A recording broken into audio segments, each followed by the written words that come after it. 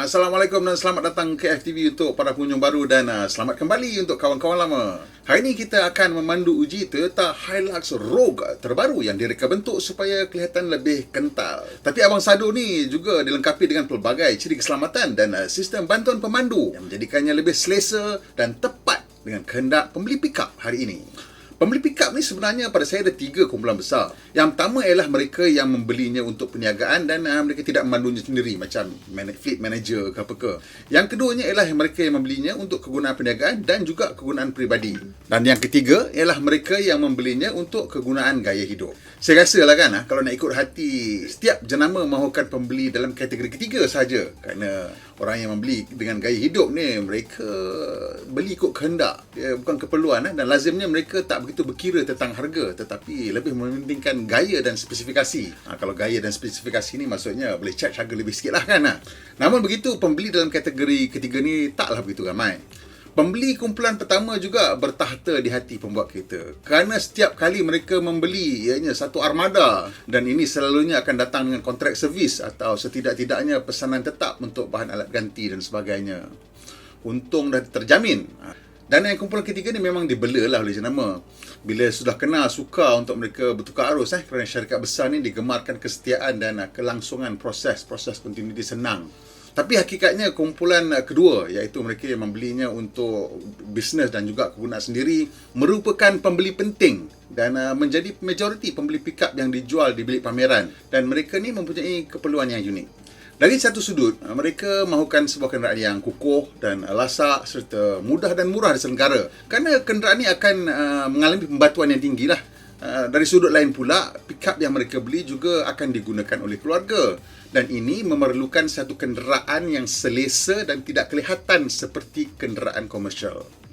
Selama ini, Hilux memang dominan dalam segmen komersial dan pengguna profesional. Dan ini jelas apabila kita melihat angka jualan pickup di Malaysia, di mana lebih separuh adalah Hilux. Namun, Toyota kepingin Hilux tersayang mereka dilihat sebagai kenderaan gaya hidup dan telah berusaha gigih selama 2 generasi untuk melembutkan sedikit gaya dan imej Hilux supaya lebih serasi dengan pengguna dui keperluan dan juga pembeli gaya hidup.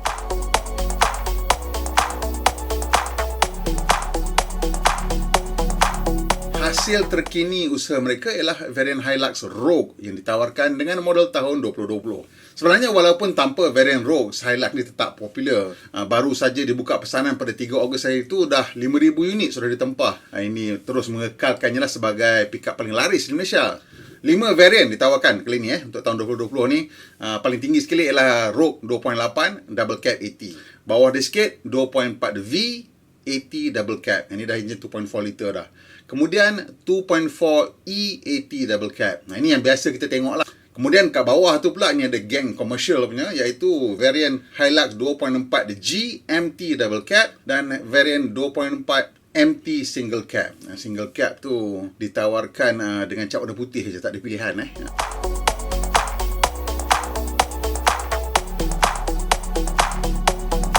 Bagi varian Rogue hari ini, ia datang dengan enjin 2.8 liter turbo diesel. Enjin ini telah dikemas kini dengan penambahbaikan teknikal bagi menjana kuasa dan torque yang lebih tinggi.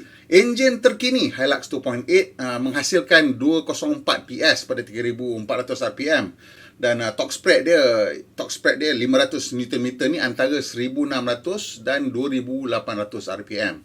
So nice healthy torque daripada 1,600 RPM. Tapi kalau anda rasakan tambahan torque dan kuasa ni akan menghasilkan pecutan yang sangat mantap lebih jauh beza, lebih mantap dari sebelumnya, anggapan anda mungkin meleset kerana Hilux kali ini menawarkan penjimatan bahan api sekitar 4% kepada purata 10.9 km untuk setiap liter. Jadi saya rasa dia punya torque tu digunakan untuk menjimatkan minyak lah. Jadi there must be some changes yang menyebabkan kereta ni lebih relax di atas highway. Walaupun masih lagi mempunyai daya pecutan yang cukup bertenaga lah. Enjin yang 2.4 pula diberikan tekanan pancetan lebih tinggi dan ini menghasilkan penjimatan sebanyak 5%. Satu lagi, kali ini Toyota kata service interval daripada 5,000 hingga 10,000 km ataupun daripada 3 bulan hingga ke 6 bulan. Sudah tentu penjimatan ini amat disyukuri oleh fleet operators lah.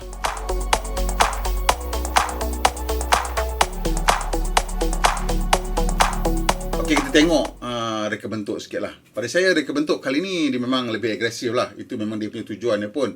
Benda yang paling nampak sekali lah kemasan roda plastik yang besar tu, dia macam over fender yang besar tu, dengan ada satu kemasan kat atas tu macam bronze color, warna tembaga, yang menjadikan ianya lebih bergaya untuk rimba kota di mana aircraft ditemui. Tapi saya kurang faham sikit lah yang atas tu. Tapi yang the plastik over fender tu saya okey. Cuma yang benda yang bercat tu saya kurang faham sikit apa tujuan dia kat situ. Keseluruhan saya rasa dia punya reka bentuk ni dah memang nampak gah lah, sesuai dengan peminat-peminat pickup. Mereka-mereka yang mahukan pickup sebagai ataupun kenderaan kerja dan juga kenderaan bergaya mereka lah. Kemasan grill dengan lampu depan dengan lampu siang LED ni memang ikut trend terkini lah. Di samping reka bentuk roda tu sendiri warna hitam, hitam dia gloss black, jadikan road ni kelihatan memang lebih garang. Kita tengok daripada jauh memang dengan everything very dark. Saya rasa dari sudut gaya Hilux ni dah berjaya lah bergerak ke arah mereka yang pentingkan produk yang serasi dengan gaya hidup, yang aktif, dan yang sekarang ni kan nak bawa basikal, nak bawa apa. Cuma satu je dalam banyak ni saya tengok ni, dia punya sports bar tu agak janggal sikit. Sports bar kat belakang atas truck bed tu nampak macam dah lama sikit lah, dah berumur sikit. Saya tengok panel aluminium revert kat tepi tu macam lama. Ini macam lama sikit lah gaya tu kan. Tapi nak buat apa, macam itulah dia pickup truck ni. Dan kalau ada yang positif, anda boleh kata inilah gaya klasik pickup truck yang lasak. Okey lah, kasih spin dia positif sikit.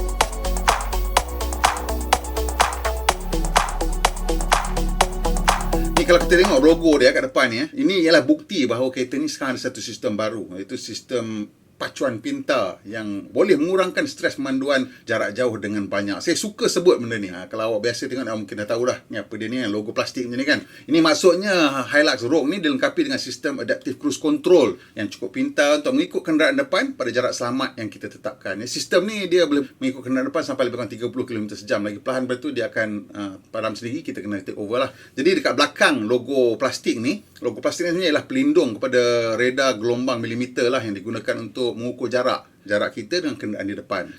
Kelengkapan ni ditawarkan untuk varian Rogue lah secara eksklusif. Ini selari lah dengan matlamat Toyota untuk menjadikan kenderaan mereka lebih selamat. Dan ia sebahagian daripada Toyota Safety Sense. Dia menawarkan 3 ciri bantuan pemandu, termasuk sistem pelanggaran, pre-collision system yang mengesan kenderaan di depan. Kalau ada kenderaan yang berhenti menjadi halangan, dia akan bagi amaran, kemudian dia akan brake kan. Satu lagi ialah dynamic radar cruise control, atau bahasa Melayu kawalan melayar radar dynamic. Kemudian dia ada lane departure alert ataupun amaran penukaran lorong. Lane departure alert ni biasalah kalau kita terbabas, melilau dia akan berbunyi, dan juga dengan bantuan brake dan steering. Jadi dia ada lane keeping assist juga. Bila kita biarkan juga, dia akan tarik masuk ke dalam. Sistem lain termasuk peninjau titik buta ataupun blind spot monitoring dengan amaran lintasan trafik belakang, rear cross traffic alert. Kawalan bantuan menurungi curam, hill descent control. Kawalan mula mendaki, hill hold assist. Kawalan olengan ni vehicle stability control. Kawalan kestabilan, traction control dengan vehicle stability control, dan macam itulah. Dia juga datang dengan ABS dengan brake distribution lah. Kemudian uniknya Toyota ni dia suka, kalau orang makan 6 beg udara, Toyota untuk varian tertinggi selalunya dia menggunakan 7 beg udara, dan Hilux ni ada 7 beg udara lah. Yang ke-7 tu ialah untuk lutut pemandu. Jadi beg lutut ni direka bentuk untuk mengurangkan risiko kecederaan pada bahagian lutut dan tulang pinggul lah. Ini merupakan kecederaan yang lazim untuk pelanggaran depan impact tinggi. Kalau dulu pengesan pemakaian teleping hanya untuk pemandu depan dan penumpang depan saja, kali ini untuk barisan kedua pun ada pengesan. Kalau tak pakai dia akan berbunyi lah. Dia ada juga ramai yang akan tak gemar dengan benda ni, tapi saya rasa ini satu ciri keselamatan yang bagus. Jom kita memandu.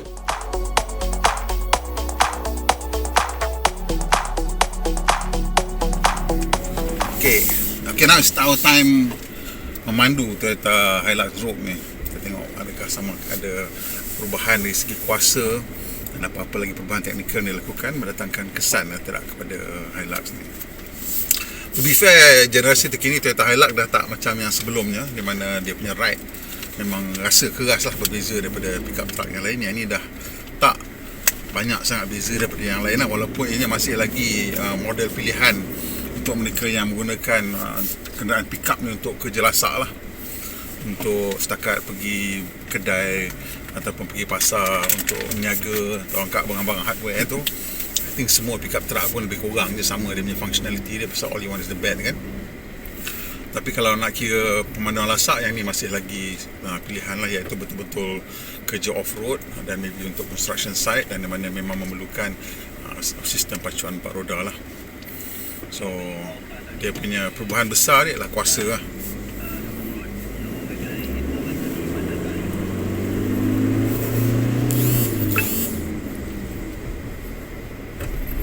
Ni the 240 horsepower and 500 Newton memang ada mendatangkan perbezaan sedikit lah.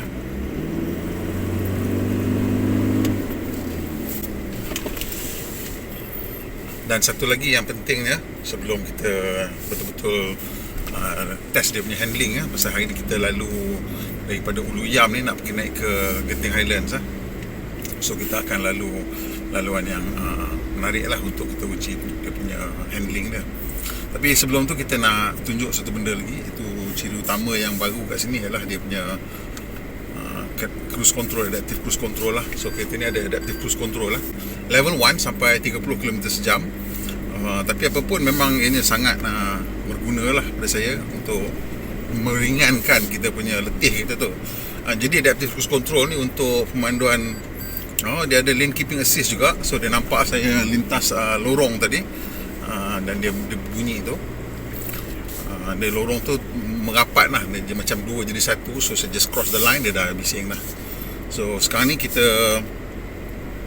laluan belakang ni, bagusnya bila ada adaptive cruise ialah kita tak payah nak penat dengan throttle control lah. Jadi fine motor control kita untuk throttle modulation dah tak ada sangat. So kita tak begitu penat lah. Cuma dekat jalan corner-corner ni kena, kadang-kadang dia tak boleh nak detect round corners lah, kalau corner tu terlalu tajam lah. But so far daripada Ulu Yam ni dia masih boleh lagi. So sekarang saya set dekat 90 lah, pasal convoy speed dia vary between 60 to maybe 80 km per hour. So kita letak kat 90 dan saya biarkan je lah dia control. Ni dia marah pasal bila corner tu kadang saya makan jalan sikit, dia bising lah, lane keeping assist dia marah. So itu menunjukkan sistem tu berfungsi dan berkesan lah. Don't worry, handling punya test untuk pickup truck ni has no relevance whatsoever to real life, unless bila you ada emergency dan kena actually make quite fast movement. Pasal for the most part, dia tarik lah actually, the lane keeping assist memang actually tarik. Pasal tadi mungkin kita baru nak cecah je line tu, sekarang dah betul-betul cecah, betul dia tarik. So ini bagus untuk peringatan untuk mereka-mereka yang ingat signal tu ialah magic stick. So pickup truck ni, cerita handling ni orang kata apa, merepek tak perlu pickup truck ni handling. Sebenarnya handling ni perlu untuk keadaan yang 50-50 lah, kecemasan ke ataupun jalan licin ke. Masa tu dia punya keupayaan handling itu akan come into play lah, and help to either rescue you or make it easier for you to get out of a difficult situation, ataupun memang completely avoid it, tak perasan pun benda tu. Orang lain mungkin berasa tapi mungkin tak berasa langsung. And benefit handling ni sebenarnya untuk pickup truck pun ada. Sebab bila pickup truck tu stable, predictable and easy to handle, kita berasa kurang penat lah bila kita memandu long distance. Jadi untuk kenderaan yang tinggi macam pickup truck ni, selalunya dia punya tuning lah suspension tu untuk dia lebih slow sikit steering dia. Pasal kalau steering tu laju sangat, nanti dia bite into the corner cepat sangat, ataupun bila kita lane change dia bite into the corner cepat sangat, dia akan jadi tak stable. Mungkin dia could induce a lot of roll lah. You kena expect bila you buat pickup truck, the steering is a bit slow. So you tak boleh corner laju-laju sangat in the way yang you biasa dengan kereta you. If you are not familiar with pickup truck ni, baru first time bawa pickup truck, kena get used to it lah, pelan-pelan lah masuk corner tu dulu sampai you biasa dan faham macam mana cara. So we are now in manual mode. So the nose memang drifts out quite early, very early understeer, but that's understandable. Pickup truck, engine semua kat depan, sekarang belakang kosong. So shocknya pasal dia banyak torque ni, you boleh throttle up lambat sikit pun tak apalah, or you masuk really slow and just hold it on slightly positive throttle. So then you can balance it lah. Bila dia nak wash out depan dia, nak understeer, you just slip off the throttle and then tuck in nicely.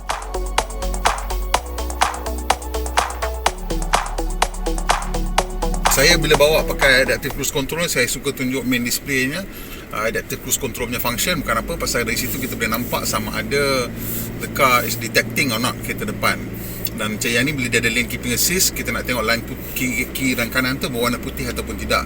Kalau line kiri dan kanan berwarna putih, bermakna kereta ni boleh mengesan jaluran kiri dan kanan, dan ini akan membantu dia untuk mengekalkan kita dalam lorong lah. Benda ni semua useful bila kita bawa seorang-seorang lah, kerana kita mengantuk, penat apa, dia banyak membantu lah. Kita, how you should use it bila you mengantuk dan penat ialah jangan biarkan dia control tau. So kita turn it on dan kita bawa macam biasa, cuma kita tak boleh control throttle. Dan bila dia berbunyi itu, dan akhirnya beritahu kita dah mengantuk lah. Kalau dia bunyi kerap sangat, selalunya kereta-kereta ni dia akan tahu dah the frequency of the intervention atau warning bell itu.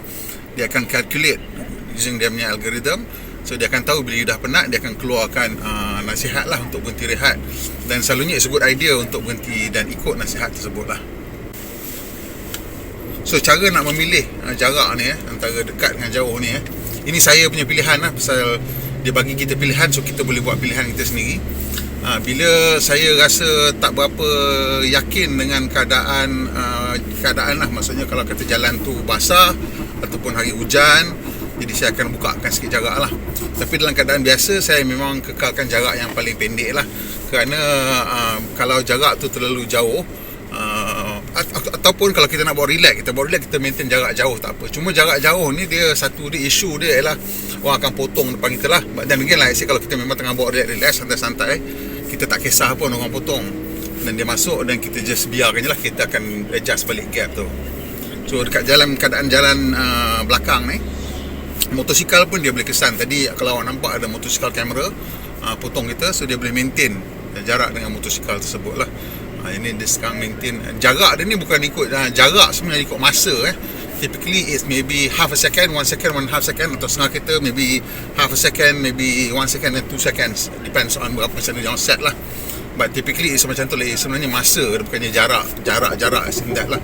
So dia tengok jarak kelajuan kita dan berapa masa yang kita perlu untuk capai kereta depan tu, because that is how they calculate it. Kenapa dia guna masa dan bukan pure jarak? It's because kalau jarak dia kekal lah kan. Kalau kita set 10 meter, laju ke perlahan ke, dia ikut jarak tu, just tak betul, because kita punya response time, atau sistem punya response time untuk mengelak pelanggaran kat depan tu bergantung kepada kadar kelajuan kita. Macam kita belajar kat driving school lah, ingat kan lo kan, bila laju jarak kena besar, setiap 10 km sejam ialah satu kereta. Lupa ke? Lupa 10 kaki ataupun satu kereta tu, okey lah. So 1 car length lah for every 10 km/h. Rough guide lah. Okay, so dah open up sikit dah.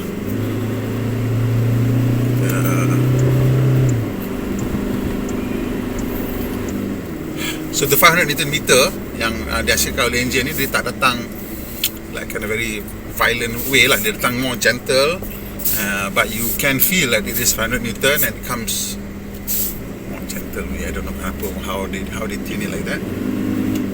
And also maybe because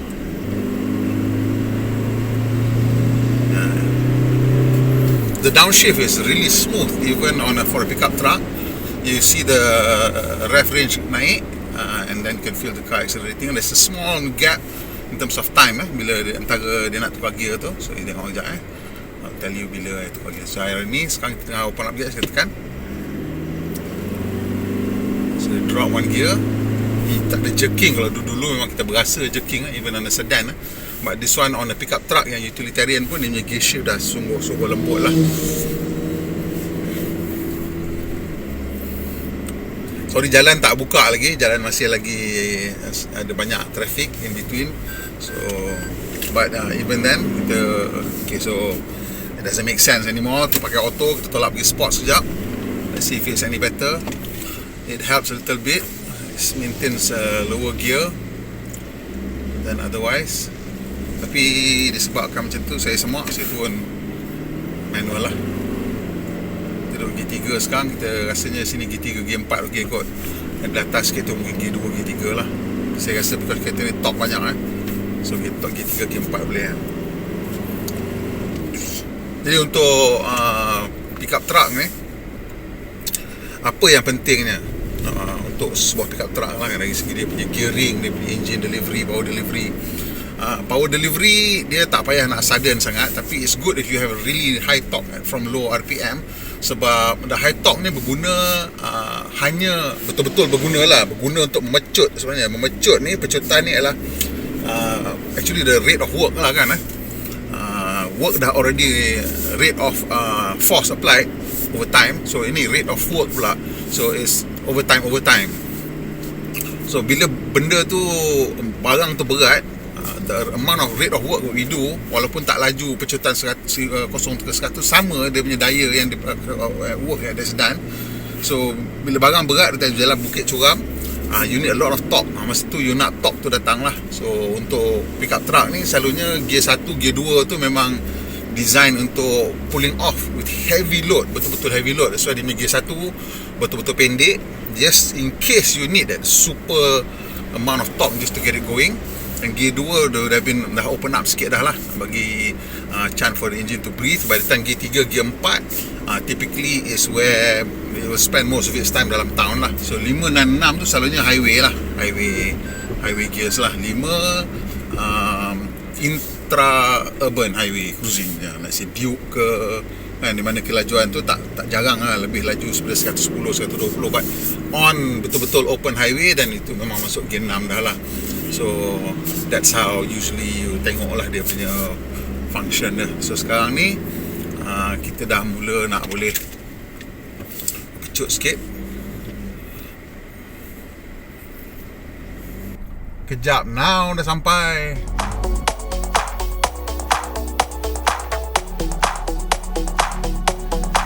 Hilux ni memang popular lah macam mana pun, dan ini popularnya benda ni sampai yang menjadi kenderaan yang paling kerap dicuri lah. Jadi Toyota mengakui isu ni dan setiap varian Hilux ni dia datangkan dengan sistem pencegahan kecurian, anti-theft device yang melibatkan immobilizer engine, alarm penggera, dan juga pengesan pencerobohan kabin atau cabin intrusion detection. Selain daripada tu, sistem vehicle telematic juga dipasangkan sebagai standard lah untuk Hilux Rogue dan juga 2.4V.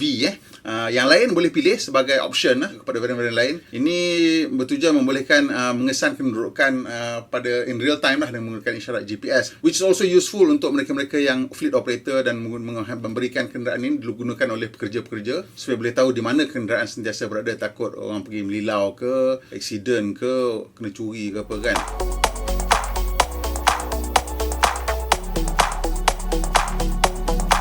Kita tengok harga lah. Harga untuk Rogue ni bermula pada 146,880, 146,880. Tapi kalau awak beli sekarang Rogue ni ada diskaun lah. Semua ada diskaun pasal tax break Saya rasa lah ada tax break sekarang. Jadi untuk Rogue ni kurang 2,000 lah kepada 144,880. 2.4V 133,880, 2.4E 108,880, 2.4G 111,880, di mana pula 2.4 MT untuk single cab 92,880. Kalau berminat, ansuran bermula serendah RM788 dengan tambahan RM89 untuk package Service Savers melalui pembiayaan Toyota Easy Beli lah. Jadi Service Savers ni kalau nak tahu, masuklah dia punya website. Saya pun panjang lebar nak cerita kan, ataupun boleh telefon Toyota lah kat nombor kat bawah ni. Package Toyota Sales Service Savers ni dia macam boleh menikmati penjimatan sehingga 13% ketika menghantar kenderaan untuk servis, dan potongan harga sehingga 20% bagi alat ganti terpilih. Toyota punya servis dah memang orang kata murah pun, yang menjadikannya lebih murah lagi untuk fleet operators akan sukalah benda ni, ataupun commercial users. Ditawarkan untuk tempoh 3 atau 5 tahun Service Savers ni. Jadi awak boleh pergi tengok berapa kos dia untuk 3 tahun, berapa kos untuk 5 tahun. Dia masuk sikit dalam financing dan boleh guna kat semua service center Toyota lah. Value dia punya total bayaran ni saya dari lebih kurang RM3,580 kot, yang paling murah lah kot. Saya pun tak pasti dia punya detail payment dia tu. Juga anda boleh ambil package insurance Toyota lah kalau nak. Ini macam-macam lah, biasalah bila company bagi insurance sendiri, cepat nak claim kalau bawah RM20,000 within 24 hours, dan dia tak ada excess charge, dan dia tak ada improvement charge kan. Kalau setengah kereta dia kata, setengah insurans dia kata ni tu hari pun brake dah tak elok dah, nak ganti baru pasal accident ni, dia akan charge pasal improvement kan. Dan juga kalau total loss, boleh dia memang dah ada schedule untuk agreed price lah, value untuk kenderaan untuk setiap tahun sampai 10 tahun umurnya. Okey, itu kita punya impression hari ni of this Hilux. Ini short drive, kita pun tak dapat nak beri impression dengan lebih mendalam lagi. Tapi antara ciri-ciri yang saya suka kat sini ialah dia punya tailgate release tu lah. Tailgate dia very slow, very soft. Kat belakang tu dia ada macam damper, akan membantu memperlahankan, dan juga dia akan tolong tarik pasal ada spring kat bawah tu. So dia akan memudahkan kita lah untuk mengangkat tailgate. Tailgate ni cerita dia memang berat lah. Daripada dulu lagi, pickup truck sekarang dah makin banyak yang menawarkan bantuan lah untuk mengangkat balik tailgate ni. Yang Toyota punya ada dua sekali, spring dan juga damper, untuk menjadikan ianya lebih lagi lembut lah. So adakah ianya sesuatu yang perlu anda lihat sebelum beli pickup? Of course, it's a Hilux. Kena pergi tengok lah kalau nak beli pickup. Kena pergi tengok dulu Hilux. Apa-apa pun dah lepas tengok Hilux, barulah buat keputusan sama ada nak beli ataupun tidak. There's a reason kenapa Hilux ni terus menjadi pickup paling popular. Ada sebabnya. They all can't be wrong, kan? Okey, kalau dah tengok sampai sini, ucapkan terima kasih banyak-banyak. Kalau suka, tolong tekan butang like. Dan kalau ada manfaat, kongsikan dengan kawan-kawan. Dan kalau belum subscribe, tolonglah kita tekan butang subscribe dan juga butang loceng untuk mendapat makluman terkini bila kita muat naik video terbaru. Pemandu Malaysia, pemandu yang berhemah. Kita jumpa lagi, insya-Allah.